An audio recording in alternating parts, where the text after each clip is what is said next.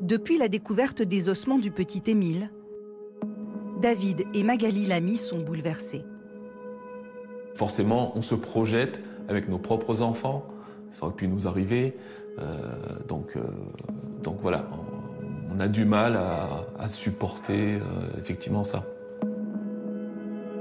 Les mois ont passé depuis sa disparition et chaque jour a été vécu avec angoisse. Ils étaient chez eux au Vernet le 8 juillet dernier, lorsque le petit garçon s'est volatilisé.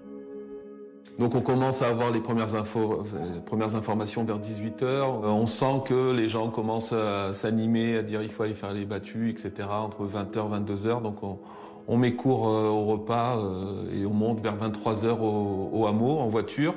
On se gare et là, il y a des pompiers, des policiers. Et les pompiers nous expliquent un petit peu sur quel champ on va aller et comment nous organiser. David participe aux fouilles jusqu'à leur suspension dans la nuit. Au matin, c'est Magali qui prend le relais. Je ne me voyais pas rester chez moi, au chaud, tranquille, alors qu'un petit garçon était perdu. Et pour moi, ça s'est imposé comme une nécessité de participer aux recherches. Et la difficile réalité du terrain s'impose à elle. La zone où j'étais déployée, c'était une colline assez escarpée, puis ensuite ça redescendait dans les bois. Quand on s'est enfoncé dans la forêt, effectivement, il y avait plus d'aspérité, le terrain était plus accidenté, il y avait des ronces, des bosses, des branches, beaucoup de branchages à écarter. Et effectivement, quand on est passé dans les bois, c'était plus difficile. Quand c'est un grand champ rectangulaire et plat, c'est simple. En revanche, dans ces paysages un petit peu plus chaotiques, dont la topographie est vraiment assez spéciale, c'est de la montagne. Bon, voilà, mais on fait en sorte de passer partout. Pendant 3 jours, plusieurs centaines de volontaires sont déployés aux côtés des pompiers et gendarmes. Mais Émile reste introuvable. La zone de découverte des ossements a pourtant été ratissée lors des recherches. Cet endroit, c'est l'endroit où on va balader, où on va ramasser les champignons, où on va à la chasse, c'est un plateau d'altitude qui est très accessible, qui n'est pas très escarpé, contrairement à ce que tout le monde dit. Christian Mollet n'a pas participé aux battues, mais il réside dans la région depuis toujours et connaît très bien le secteur. Il ne comprend pas que l'enfant n'y ait pas été découvert.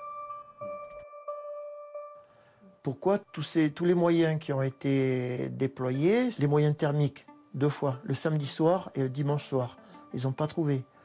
Cette marée humaine, parce que bon, même s'ils n'étaient pas très aguerris à la montagne, ils ont cherché dans tous les buissons partout.